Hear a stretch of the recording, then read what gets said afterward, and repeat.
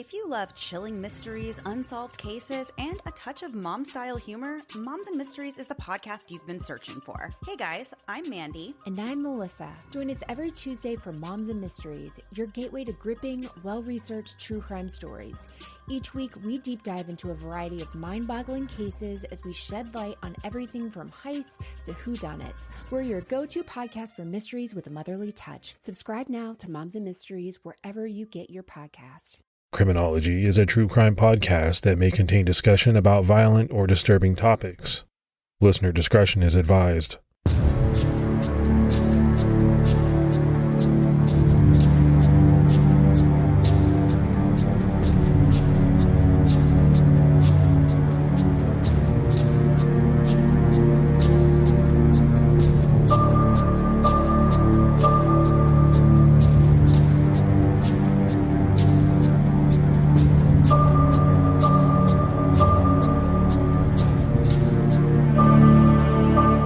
Hello, everyone, and welcome to episode 139 of the Criminology podcast. I'm Mike Ferguson. I'm Mike Morford. Mr. Morford, what's going on with you, buddy? I'm doing good. I'm just hanging in there, getting some work done. How about you? Yeah, same. Research. I mean, that's kind of what we do. Research, write, study week after week to get ready to put out these podcasts, but it's what you got to do. Yeah, I look forward to the holiday season, one, because I like the holidays, but it also gives us a little bit of a breather at the end of the year. Yeah, definitely. No doubt. We've got some new Patreon support, so let's give those shout outs. We had Allison Farn, Jonna, Christina Marostica, Layla Mulkey, Suzanne Ashton, Cat Doc, and Debbie Baker. So that's a lot of great new support. We really appreciate it. Yeah, that support really goes a long way, and everyone that does contribute, we appreciate it. If there's anyone else that would like to support the show, you can go to patreon.com/criminology to sign up. Morph, we've got a big topic for this episode, so we might as well jump right in. We've got a lot of information, but let's start off with a clip. I was 18 years old, driving home. I saw this hitchhiker about a mile from my house. And he caught my eye. I drove past him, thought to myself, should I stop and pick him up or should I just keep on going? I wish I just kept on going, but I didn't. Turned around, picked him up. And that's when the nightmare became a reality. It just seemed so bizarre to me that this obsession that I had been thinking about and wanting, just all the parts are there, and they make it possible to make it happen. That audio you just heard is from one of the most notorious serial killers in U.S. history, Jeffrey Dahmer. I think it goes without saying that most listeners know who Jeffrey Dahmer was, but in this episode, we are going to explore the shocking details that made him infamous. So let's dive right in. Jeffrey Dahmer killed 17 men. Between 1978 and 1991, he became known as the Milwaukee Cannibal and the Milwaukee Monster. Details of his horrific and gruesome crimes shocked the world. After his 1991 arrest, eventually Dahmer's life would also come to a violent end. There are few people, if any, who have not heard of the name Jeffrey Dahmer. His name alone is a reminder to many of the ghoulishness that exists in this world. He is undoubtedly one of the most vile, some people would say the most evil killers in American history. But unlike most serial killers, Jeffrey Dahmer had a reasonably normal upbringing. Jeffrey Lionel Dahmer was born in Milwaukee, Wisconsin on May 21st, 1960, to Lionel and Joyce Dahmer. He has one brother, David Dahmer, who's 6 years his junior. Jeffrey appeared to have a healthy, happy, and active childhood until around the age of 4, when he had surgery to correct a double hernia. His parents felt that somehow the surgery had changed him, and Jeffrey became noticeably subdued. Between his family's frequent moves and his brother David's birth on December 18, 1966, He also became increasingly withdrawn. Shortly before David's birth, the family had moved to Doylestown, Ohio, and in 1968 they moved to Bath, near Akron. His childhood years weren't easy for Jeffrey. Joyce Dahmer often battled bouts of depression, and at times, she seemed ill-equipped to battle through her own illness, let alone help Jeffrey through his problems. Meanwhile, Lionel was busy working and wasn't at home much and didn't connect much with his son or show him much attention. But although this wasn't the perfect family, it was somewhat normal in many ways. During elementary school, most young boys are playing with their friends, riding bikes, teasing each other, teasing girls. But Dahmer wasn't like most boys his age. He started wandering off on his own. He was withdrawn, and he started to have disturbing fantasies. He started killing animals and even impaled the head of one animal on a stick. Around puberty, Jeffrey Dahmer faced his sexuality. Like most boys his age, he discovered he was gay, but did not tell his parents. Person coming out so young in the 60s and 70s, far different than individuals coming out today. He kept that to himself, didn't tell his family. But what it did was it pushed Dahmer into further self-isolation. By the time he was 13, Jeffrey Dahmer was disengaged, tense, and had virtually no friends. He said that his compulsions towards necrophilia and murder began at the age of 14. Those who knew Dahmer in high school called him peculiar. His strange behavior started with high school pranks. Jeffrey had been involved in the band in his freshman year and spent 1 year contributing to the school newspaper. He also played intramural tennis for 3 years. High school principal William Holko said that Jeffrey was a C student whose attendance slid from near perfect in 9th grade to a regular by his senior year.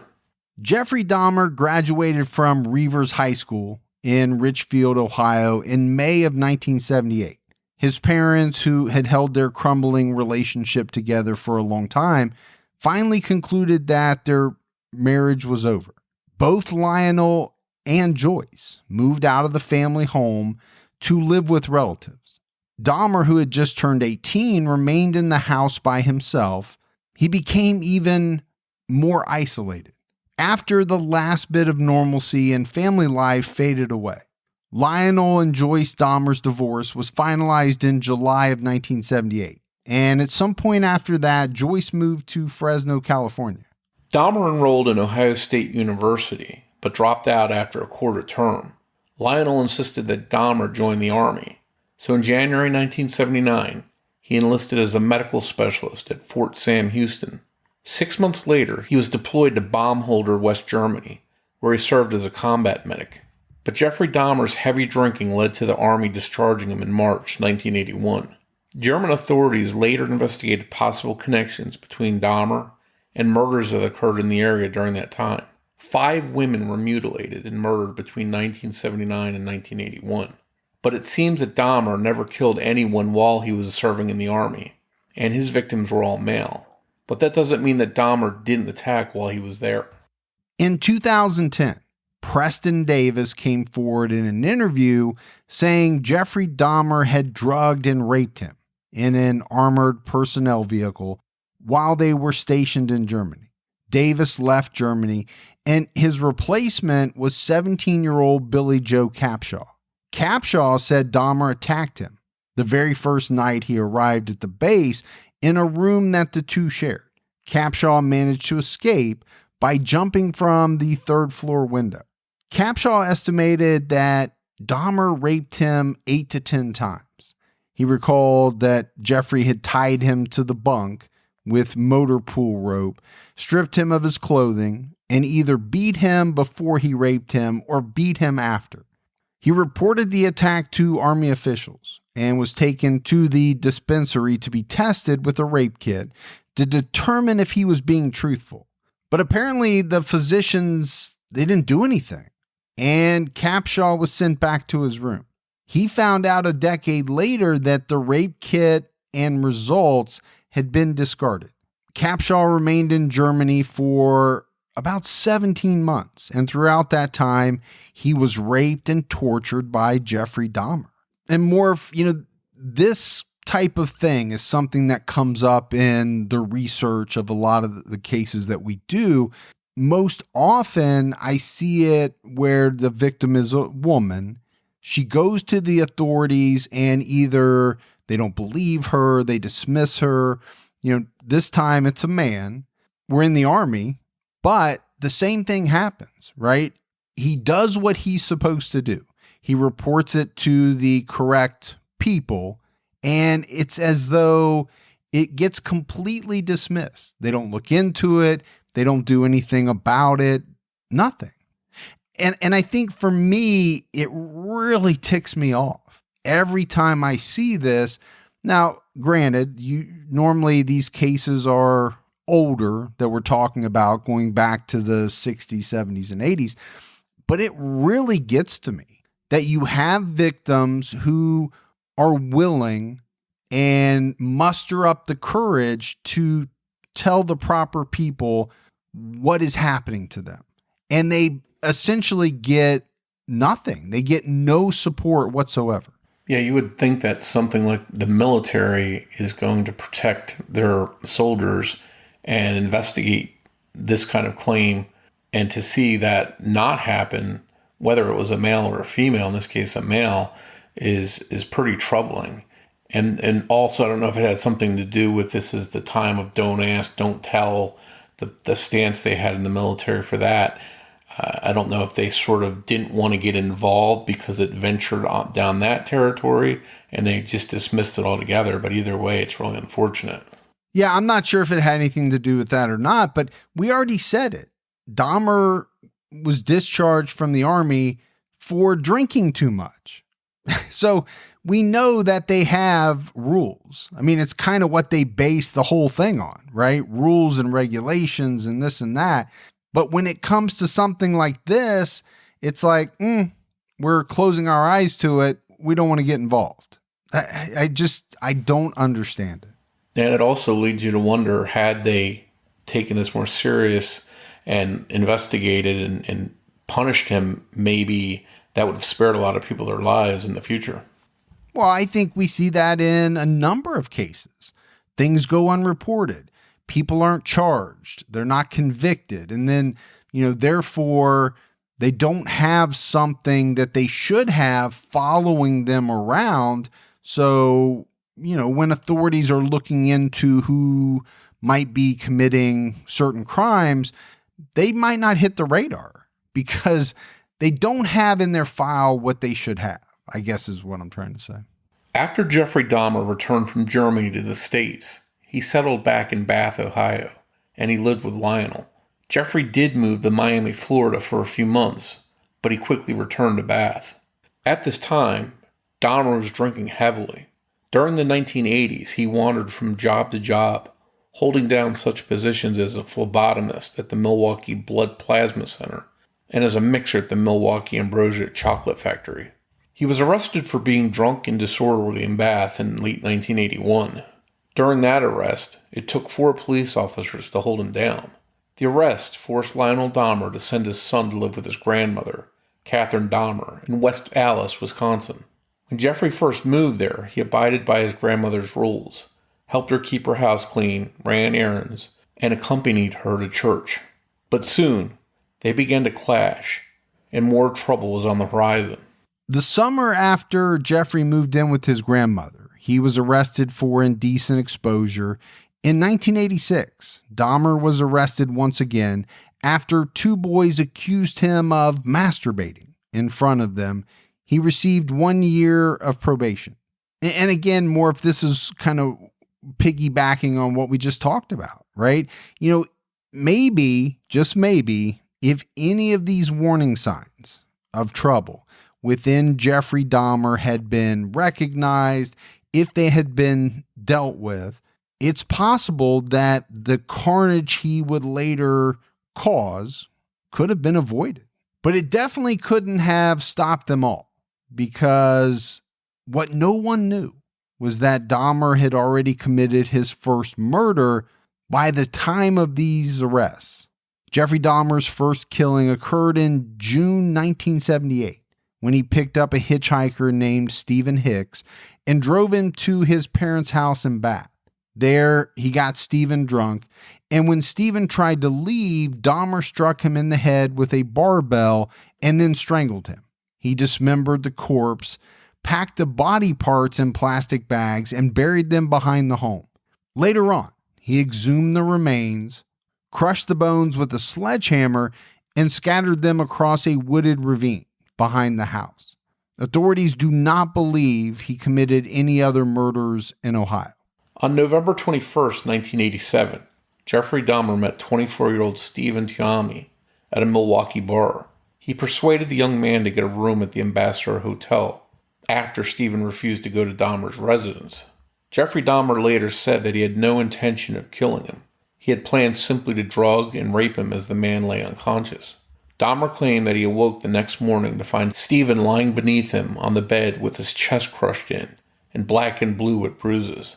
Blood was also trickling from Stephen's mouth, and Dahmer's fist and one forearm were extensively bruised.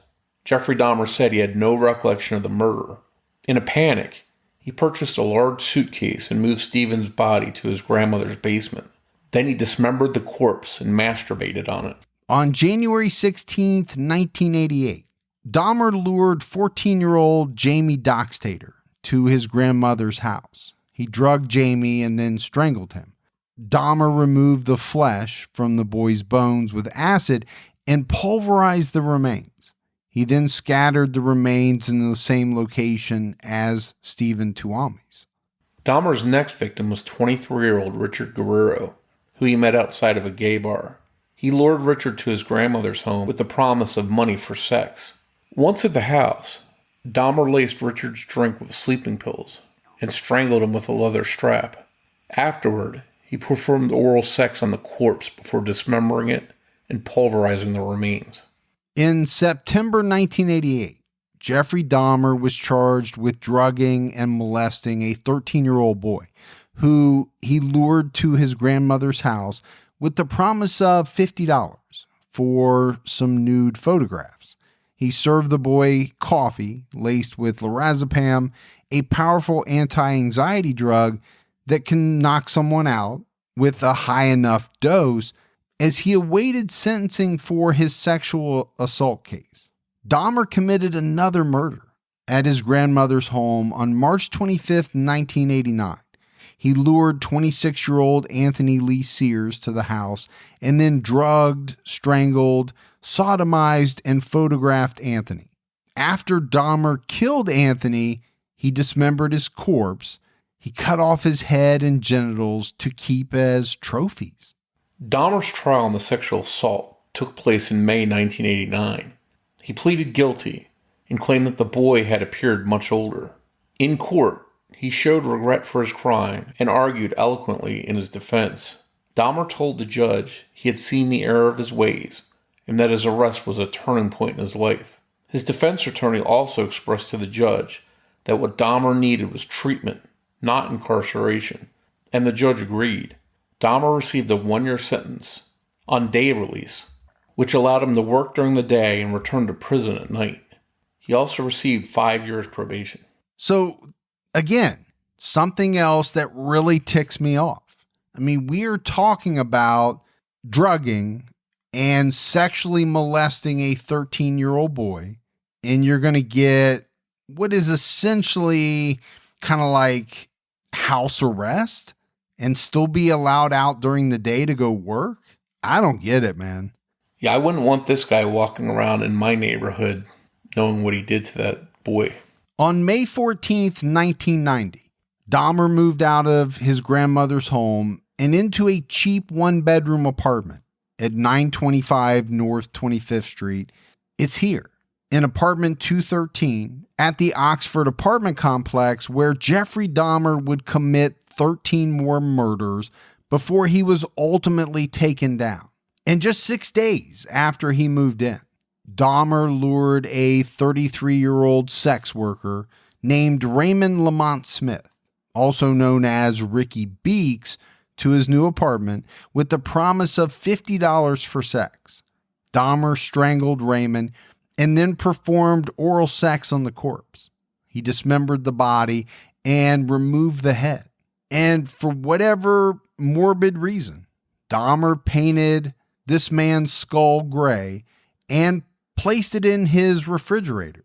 So now you have Jeffrey Dahmer. He's in this apartment by himself. He has a place all to himself, no family members to interfere with him fulfilling his horrific fantasies. And more of one thing I think that is safe to say, the things that he would do inside this apartment, they're nothing short of appalling. 27-year-old Eddie Smith was last seen on June 14, 1990 with Jeffrey Dahmer. Friends of Smith saw the two men together at various Milwaukee clubs. Dahmer lured Eddie to his apartment, where he drugged, strangled, and dismembered the 27-year-old. He placed the remains in acid to dissolve them. Smith's remains were never found, and police believe that they were totally destroyed. 22-year-old Ernest Miller had struggled in life, but he'd just gotten his life together not long before he became another of Dahmer's victims. On Labor Day 1990, Ernest, who lived in Chicago, traveled to Milwaukee for a family get-together, which he attended. Sometime after that get-together, Ernest met Dahmer on the street in a small business district in Milwaukee. Dahmer offered him $50 to go back to his apartment with him, and Ernest agreed. Once at the apartment, Ernest allowed Dahmer to listen to his stomach and his heart. Dahmer attempted to perform oral sex on him, but Ernest told him that would cost extra.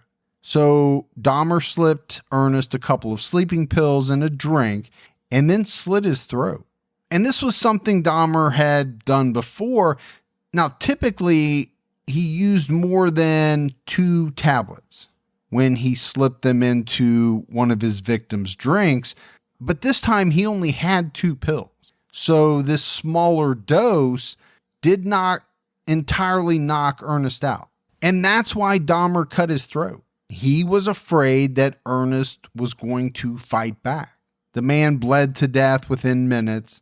Dahmer then posed his nude body in numerous provocative positions, and he took a bunch of photographs. After that, he dismembered the body in the bathtub. But while he was dismembering the body, he spoke to the corpse and apparently repeatedly kissed the head. Dahmer wrapped the biceps, the heart, and parts of Ernest Miller's legs in plastic bags and placed them in his refrigerator for later consumption. Dahmer removed the flesh with acid, bleached the skeleton, and kept it in his wardrobe. So, Morf, let's talk about later consumption, right? We've already said Dahmer was given the nickname the Milwaukee Cannibal. People know why. He ate parts of many of his victims. I mean, this was something that he later admitted to in police interviews. It's part of what caused such a media frenzy, right? Bad enough, the murders and, some of the other things that he did that we'll talk about, but to find out that he was a cannibal, when you splash that across the front page of the newspaper, you're going to get people's attention. Yeah, cannibalism is such a taboo subject, even in cases where people have resorted to cannibalism to survive and stay alive. It gets met with mixed feelings or some kind of disgust. So when he did this to people that he murdered, it seems like it was just especially over the top and overly shocking. The families of Eddie Smith and Ernest Miller said they received strange phone calls after they reported their loved ones missing. Carolyn Smith, Eddie Smith's sister, said she received a call in April 1991 from a male who sounded like he was a Caucasian. He said, "Don't bother looking for your brother. He's dead." Corrine Miller, the grandmother of Ernest Miller, said she received a phone call from someone moaning and groaning and speaking in a faint voice, saying, "Help, help, help." The call came within 2 weeks after the family reported Miller missing. After Dahmer's eventual arrest, he never admitted whether he made these phone calls or not. 23-year-old David Thomas was last seen on September 23rd, 1990 in Milwaukee. He last spoke with his family in August. They reported him missing on September 24th. David did not have a permanent address, but he had lived off and on with a girlfriend for several years. Jeffrey Dahmer met David at the Grand Avenue Mall and lured him back to his apartment, where he laced David's drink with sleeping pills. He murdered David and then disposed of his remains in the same manner as he had done with Ernest Miller.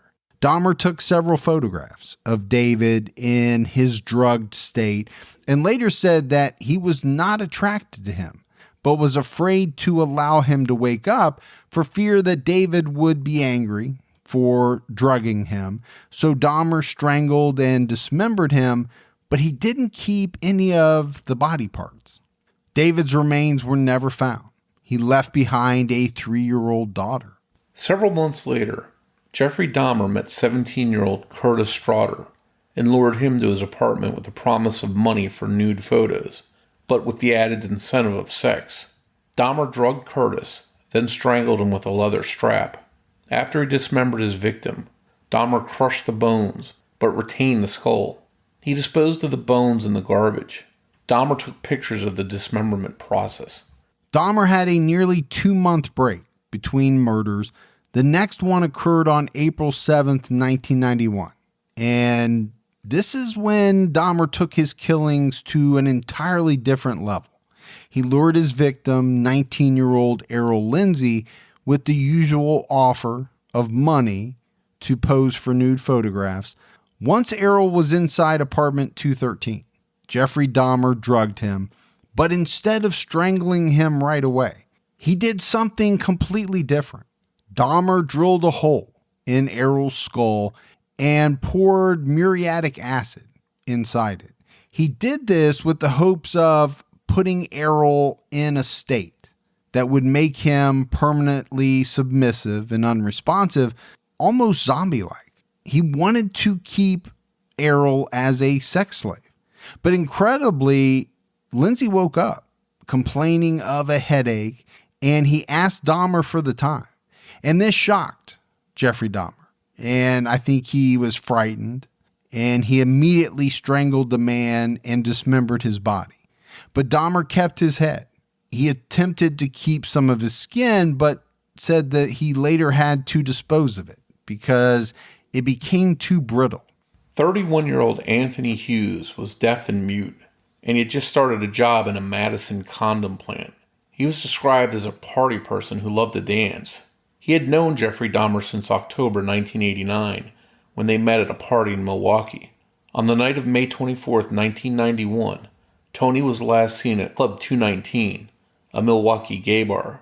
Friends of Tony's who were also there that night said he left the bar with Jeffrey Dahmer, who had approached Tony at the club with a written request asking him to pose nude. Tony agreed and the two left. Once inside Dahmer's apartment, Tony was drugged and strangled. After murdering him, Dahmer left the corpse lying around his apartment for over 2 days before he dismembered it. He dissolved the body in acid, but kept the skull. The next murder that Jeffrey Dahmer committed enraged the entire community after all of the details became public, because it turned out that it was entirely preventable. Just after midnight on May 27th, 1991, 18-year-old Sandra Smith and her 17-year-old cousin Nicole Childress witnessed 14-year-old Conorak Synthesymphone running naked, bleeding, and disoriented into the street with Jeffrey Dahmer in hot pursuit. Sandra recognized Dahmer as a resident of the neighborhood. The two women saw Dahmer attempting to lure Conorak back into his apartment. Sandra intervened and told Dahmer to leave the boy alone and that Nicole had gone to call the police. Dahmer told Sandra there was no need for the police and that the young boy was his friend, Jim. Okay, hi, I'm on 25th State, and this is young man. He is butt naked. He has been beaten up. He's very bruised up. He can't stand. He's study fall out. He is butt naked. He has no clothes on. He was really hurt. And I ain't got no quarter on him. I just seen him, and he needs some help. Where is he at? On 25th and State, the corner of 25th and State. 3 Milwaukee police officers arrived in response to the call. They told Sandra and Nicole not to interfere. Dahmer had lied to the officers and said the boy he was chasing was 19 years old, drunk, and was his lover. And Dahmer said he could prove it because he had taken nude pictures of the boy. The 3 officers walked to Dahmer's apartment, where he presented them with a photograph of Konarak, handcuffed to the bed only in his underwear. The officers dismissed the incident as a lover's quarrel, and they left Konarak with Dahmer, despite the protest of witnesses Sandra Smith and Nicole Childress.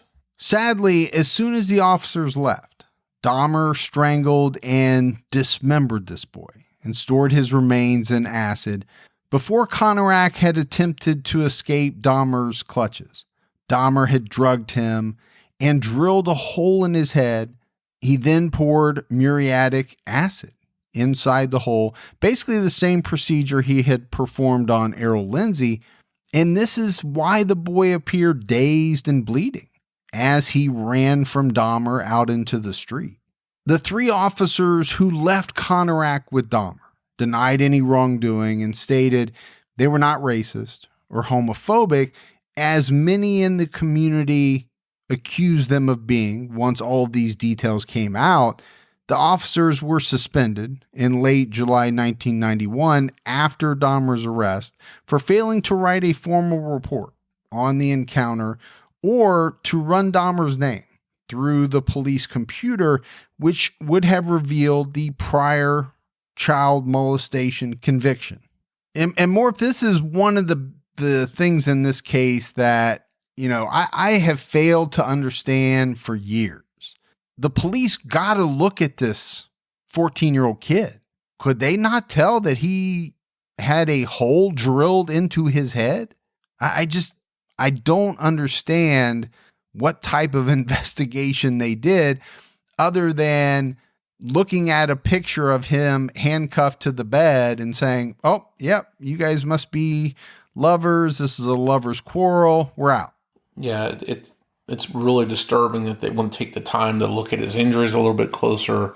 As soon as they would have seen a hole in his head, I think that would have put the brakes on things and they would have spent a little bit more time there. But it just seems like they just brushed it off and didn't put a lot of time into looking closer at the situation. But this is what outraged a lot of people, is that, they looked at it as the police missed an opportunity to save lives. Not only could they have saved Konarak's life, but they could have prevented others from later losing their lives. You can hear some of that outrage in this portion of a press conference held by the Milwaukee chief of police at the time Dahmer was arrested. There will be 3 officers that will be placed on suspension from duty pending the outcome of the investigation. I have not come to any conclusion without the benefit of that investigation. Their relief from duty simply is to provide us an opportunity to investigate this matter in an objective and impartial manner. Have they told you their version of what happened? Let me just indicate for all of you that I will not answer any other questions relative to that inquiry simply because it is ongoing. Are they suspended with or without pay? They will be suspended with pay as provided by the statutes of the state of Wisconsin. Chief, the witness made a very strong remark that had she not been black, those officers would listen to her instead of taking the other's story. Similarly, we've had people in the homosexual community say that this was a case in which, because of the connotations and the perceptions of the officers, they simply wrote it off. Now, are you concerned about, the sensitivity of police officers to the racial issue here and to the problems with dealing with homosexual aspects of behavior and conduct? Well, let me just say that obviously those comments may be speculative at best. However, I am deeply concerned about any perception that any citizen or the community may have regarding the sensitivity of the Milwaukee Police Department. And it is a matter that we are seriously looking into. Well, Chief, how do you feel about the fact that seemingly Dahmer slipped through your fingers back in May and that his ensuing victims would be alive today, possibly if those officers had investigated? I wish I could put that feeling into words for you today. Could you try? No, I cannot. Chief, we have information that on at least 2 other occasions in the past 3 years, Milwaukee police have had contact with Dahmer. And in one of those cases was actually in his apartment to take a police report. How could it be that they didn't notice anything wrong, given what you said yesterday, that it would be impossible for somebody to enter that apartment and not realize that there was a problem? I don't know. Do you think that your officers were lax in searching or not following up on indications? They're trained people. People are trained to notice problems, or supposed to.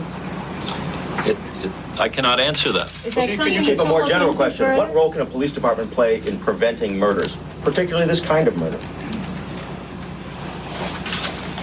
If I knew that answer, I probably would be awarded the Nobel Peace Prize. Homicides, as you all realize, are often the most unpreventable, unpredictable crime that we have to deal with. Obviously, there have been many research efforts, the domestic violence research efforts, and other efforts in which predictable behavior can be defined and somehow predicted. I have no ready answers for your question. Chief, going back, the officers who were in the apartment at that time indicated that there was a funny smell in there. Should that have tipped them off to something else? Do you feel that maybe the officers, and maybe even more than one occasion, have not been following through here? I can't answer that. It's overly speculative. We could speculate on what if for the rest of the afternoon, and it would serve no good purpose. It turns out that the victim in the 1988 sexual assault case that Dahmer was guilty of was Konarak's brother. Dahmer wasn't aware of this, and Konarak's family said they never saw Dahmer's face, so they wouldn't have recognized him. The 3 police officers were eventually fired from the Milwaukee Police Department, but in 1994, after winning an appeal, the department hired them back. If the officers had arrested Dahmer, they would have prevented 4 more murders and 1 attempted murder. 20-year-old Matt Turner waited tables at Chicago-style pizza and eatery at 120 South Michigan Avenue in Chicago. He had a sparkling personality, and he loved to sing. Customers at the restaurant loved him and often praised him to the owner. On June 30th, 1991, Matt was lured to Dahmer's apartment, drugged, strangled, and dismembered. His body parts were left lying around Jeffrey's apartment. Nearly a week later, on July 5th, Jeremiah Weinberger, who was 23 years old, became Dahmer's next victim. Jeremiah worked as a customer service representative at Images of the World, the video sales department of the Bijou, an adult theater in Chicago. Jeremy met Dahmer at a gay bar called Carol's Speakeasy on Wells Street. The assistant manager, Tim Gideon, who was also Jeremiah's former roommate, later confirmed the account. He had chatted with both of the men and said there was nothing unusual about the encounter. Dahmer offered Jeremy money to pose nude and watch some videos. According to a 1991 Chicago Tribune article, Dahmer later told police that Jeremy stayed at his apartment for 2 days. The first day they had sex, but the next day Jeremy wanted to go home. Dahmer slipped sleeping pills into his drink, and when he was unconscious, Dahmer took photographs of Jeremy.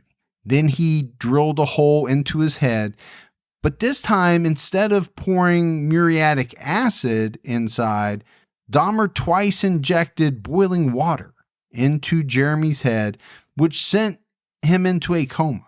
Dahmer took more photographs during the dismemberment process and kept Jeremy's head in the freezer and his body in a 57-gallon drum.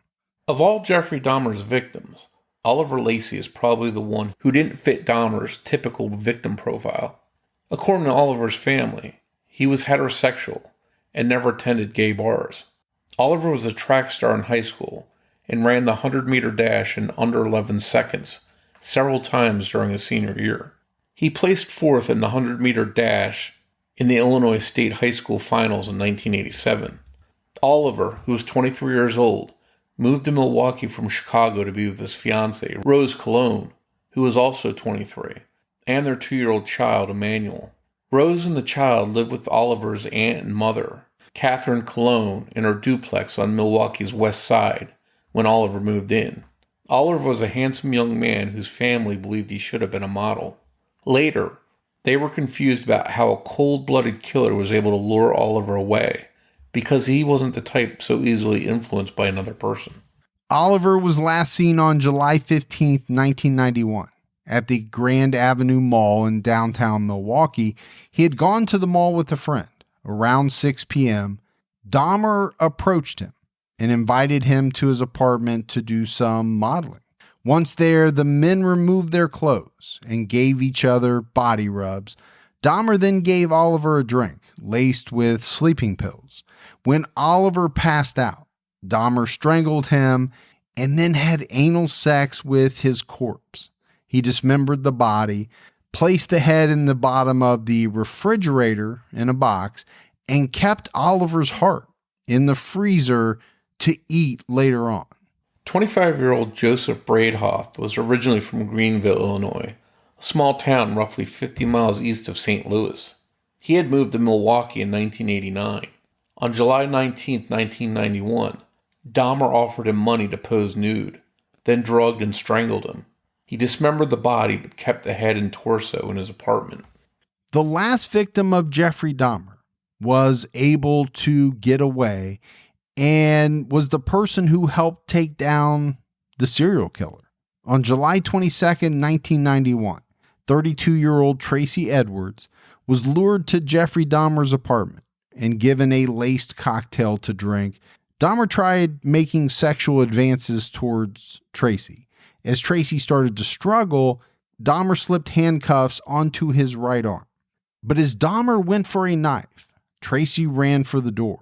Dahmer tried to pull him back inside, but Tracy managed to punch Dahmer hard on the side of his head, knocking him to the floor.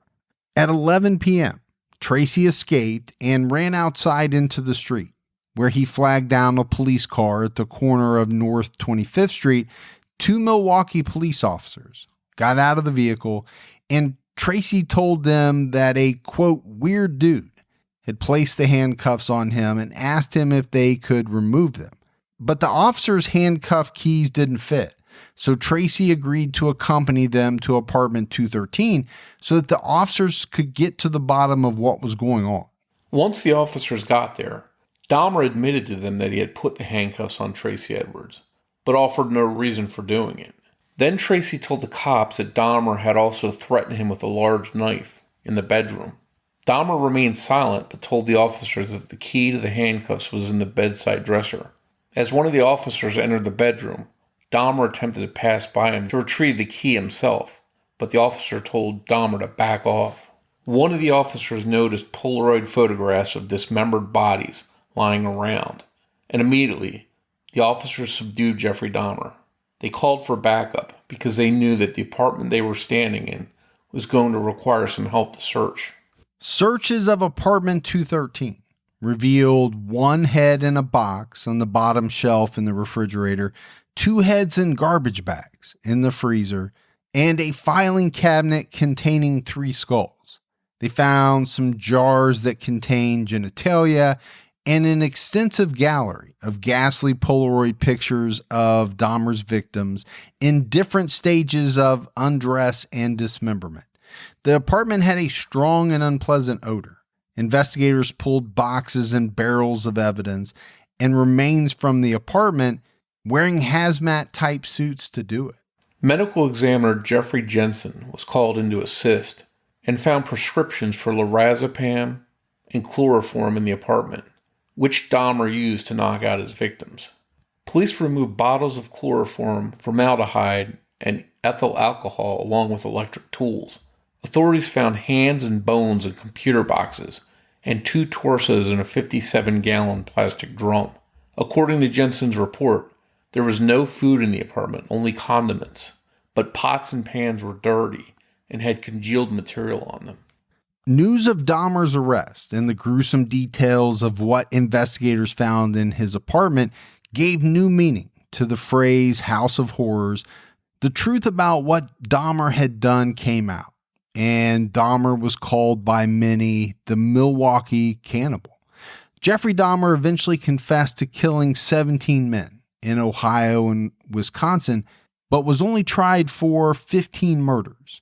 His trial began in January 1992, and strict security precautions were taken, mostly because of racial tensions stemming from the fact that most of Dahmer's victims were black. An 8-foot barrier of bulletproof glass separated Dahmer from the public. Despite his confession to the killings, Dahmer initially pleaded not guilty. He ultimately changed his plea to guilty by reason of insanity. His defense lawyer stated that his gruesome crimes proved he was insane, because a sane person was not capable of such atrocities. The prosecution argued that Dahmer was fully aware of his acts and chose to commit them anyway. Dr. George Palermo, a forensic psychiatrist, testified that Dahmer was not insane, but was instead a, quote, organized, non-social lust murderer who was methodical, calculating, and entirely in control of his actions. The jury deliberated for 10 hours on February 15, 1992, before finding Jeffrey Dahmer guilty on all counts. He was ultimately sentenced to 15 consecutive life terms in prison, with a 16th term added in May 1992. He was incarcerated at Columbia Correctional Institution in Portage, Wisconsin. At trial, family members of Dahmer's victims came forward to confront him and give impact statements. Their statements ran the gamut from almost forgiving to downright angry. My name is Shirley Hughes, and I'm Tony Anthony Hughes' mother. I would like to say to Jeffrey Dahmer that he don't know the pain, the hurt, the loss, and the mental state that he had put our family in. 2 fingers and 1 thumb means I love you in sign language. My son was deaf. My name is Dorothy Straughter. I'm Curtis Straughter's mother. Just a few things that I would like to say. You took my 17-year-old son away from me. I'll never get a chance to tell him that I loved him. I'd have a chance to tell him that I love him the last time I saw him, which will be a year tomorrow. You took my mother's oldest grandchild from her, and for that I can never forgive you. My name is Inez Thomas, and I'm the mother of David Thomas. You know, I don't understand how a person could really harm a person and to say that, well, I did this because he wasn't my type. Well, if everybody go around doing something to somebody because they're type, this would be a sad world today. And I just feel that this man should never be able to walk the face of earth or to be able to harm anyone else again. Good morning, Honor. My name is Donald Bradoff. For the Bradoff family, my mother gave 5 beautiful kids. He destroyed the baby of the family. And I hope you go to hell. I love this world. You guys did a wonderful job. Bottom of my heart, thank to God, I've got a lot of strength. Thank you all. God bless America.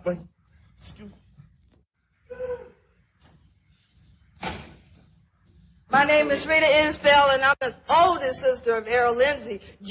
Whatever your name is, Satan. I'm mad. This is how you act when you are out of control. I don't want to ever see my mother have to go through this again.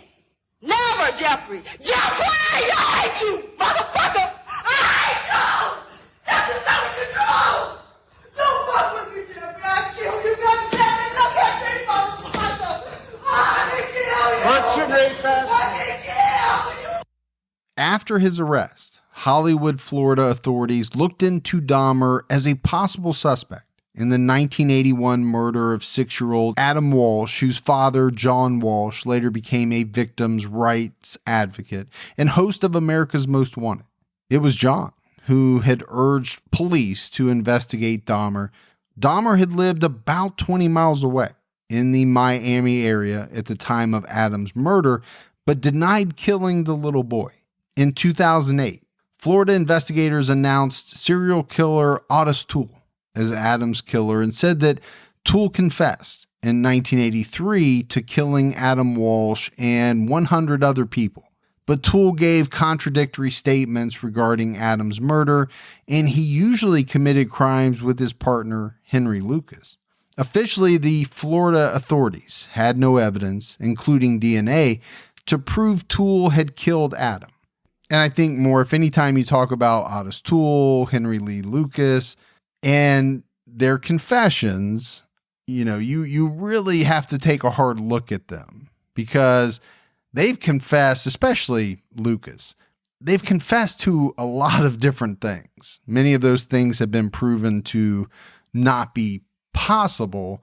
So, those are two in particular that I look at and say, I don't know if I trust anything that ever came out of their mouths. Yeah, and I can't tell you how many episodes we've done where their names have come up. It's that much that they admit to. And especially Lucas, right? Because he has confessed to, hundreds and hundreds of different murders. But I think for him, some of that was a game and an effort to get out of prison and go on some trips. And, it is what it is. The Miami Herald investigated Adam Walsh's murder to see if it was at all possible that Jeffrey Dahmer could have killed him. And they reported in 2010 that there were, quote, 2 additional witnesses who said they saw Jeffrey Dahmer at the mall with Adam that day. There was another who placed Dahmer at the scene of an eerily similar abduction attempt, 10-year-old Terry Keaton, just 2 weeks earlier. And there were people who said that Jeffrey Dahmer had access to a van fitting a possible description of the getaway vehicle in that case. These witnesses recognized Dahmer as soon as they saw his face on the news. His macabre killings made international and national headlines. Despite these witness accounts, Hollywood authorities remained confident that Ottis Toole was Adam's killer, and they closed the case. Ottis Toole died in prison in 1996. So Dahmer was sent off to prison, and he adjusted to prison life reasonably well. Initially, he was kept from the general population for fear that inmates would harm him. He later, though, convinced prison authorities to allow him to integrate more fully with the other inmates. Dahmer claimed that he found religion through books and pictures sent to him by his father, Lionel, and the Columbia Correctional Institution permitted him to be baptized by a local pastor. On November 28, 1994, Jeffrey Dahmer and inmates Jesse Anderson and Christopher Scarver were assigned to clean prison bathrooms. They were unshackled and left unattended. After they had been left on their own to complete their jobs, the prison guards returned and discovered that Scarver had brutally beaten both men with a metal bar from the prison weight room. Jeffrey Dahmer was pronounced dead about an hour after the incident took place. In a 2015 interview with the New York Post, Scarver said that he went to retrieve a mop when he felt someone poking his back. He turned around and he saw Anderson and Dahmer laughing under their breath. He couldn't determine which of the men had poked him, but Scarver followed Dahmer to the locker room. After the 3 men split up, he had kept a newspaper clipping detailing Dahmer's killings and said that he had been disgusted by them.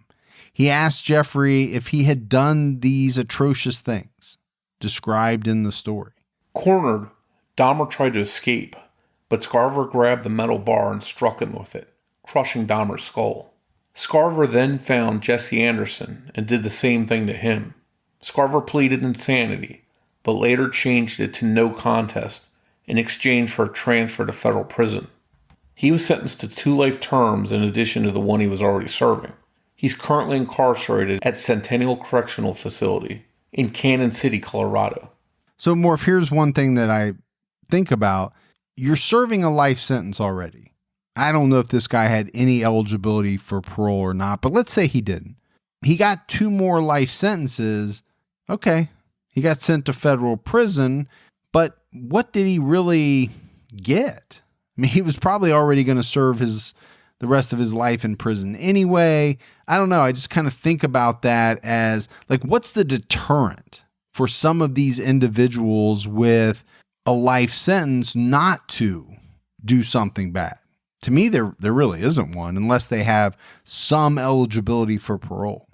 Yeah, if you're already going to die in prison, what's the difference? And a lot of these guys, it's like a badge of honor to take out someone so notorious like a Jeffrey Dahmer. Yeah, I mean, how can you get more prison cred than that, right? Taking out the infamous Jeffrey Dahmer. In August 2012, Dahmer's childhood home in Bath, Ohio was on the market, but no one bought it. In the spring of 2016, the owner, Chris Butler, rented the home for $8,000 for the week of the Republican National Convention. In 2017, the movie My Friend Dahmer was partially filmed in the home. As of the time of this airing, the house is not for sale or rent. To feed the public's desire to know more about Dahmer, there have been a number of books and movies made about him, including The Shrine of Jeffrey Dahmer, written by Brian Masters, which was published in 1993, and My Friend Dahmer, which depicts Dahmer's childhood before he became the notorious Milwaukee Cannibal. It seems like over a quarter century since Jeffrey Dahmer's shocking crimes were revealed to the world, people still continue to be intrigued by the fact that, this one meek, mild-mannered man could be such a monster. And it seems as if Jeffrey Dahmer himself couldn't really understand why he did the things he did, as he explains in this clip of an interview he did in 1993 with Inside Edition. I had these obsessive desires and thoughts wanting to control them, to, I don't know how to put it, possess them permanently. And that's why you killed them. Right. Not because I was angry with them, not because I hated them, but because I wanted to keep them with me. So, Morf, as we wrap up this case on Jeffrey Dahmer, as with all serial killers, there is something that is driving them. There's a compulsion. There's something, deep inside that says they need to do this. And it gives them something. I think for different people, it gives them something different, sexual gratification, but it satisfies some type of need or urge. But I do think it's somewhat different for different serial killers. I think Dahmer's is different from almost anybody that I've really come across. This, and he talked about it, this desire to try to keep someone with him. I don't know if there's been anybody else, at least that we've profiled, that has had that same type of urge or desire.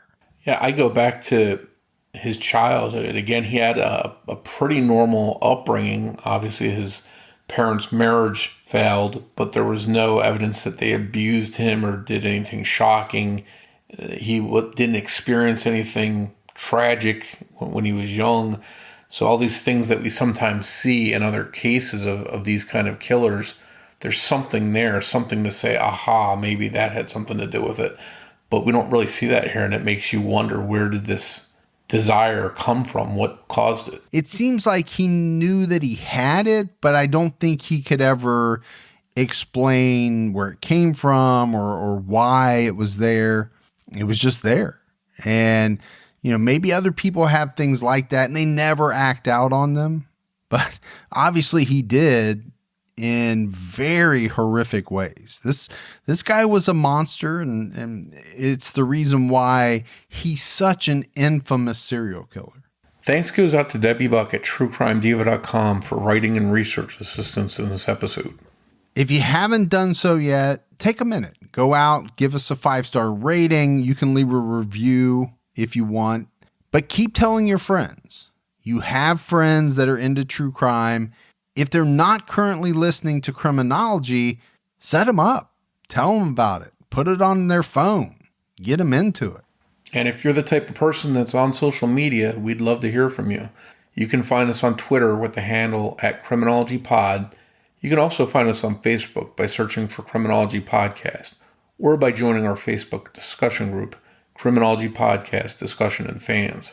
So that is it for another episode of Criminology. But Morf and I will be back with all of you next Saturday night with a brand new episode. So for Mike, And Morf. We'll talk to you next week. Take care, everyone.